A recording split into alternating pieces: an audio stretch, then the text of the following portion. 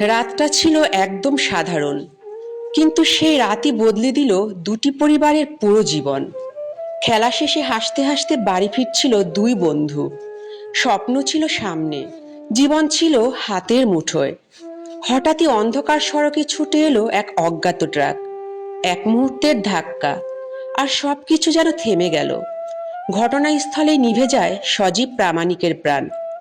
গুরুতর আহত অবস্থায় মিরাজ শেখকে হাসপাতালে নেওয়া হলে চিকিৎসক জানিয়ে দেন সে আর নেই। মাত্র ১৬ আর ১৭ বছর বয়স। এই বয়সেই থেমে গেল দুটি তরতাজা জীবন।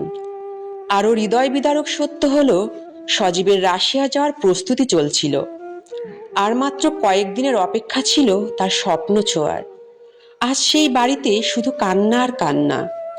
দুটি কিশোরের সঙ্গে দুটি পরিবারের স্বপ্ন ভেঙেও চুরমার হয়ে গেল। মিরাজ শেখ, সজীব প্রামাণিক, তোমরা আর আমাদের মাঝে নেই, কিন্তু তোমাদের এই শূন্যতা চিরকাল কাঁদাবে রাজবাড়ির মানুষকে। সড়কে আর কত প্রাণ গেলে থামবে এই মৃত্যু?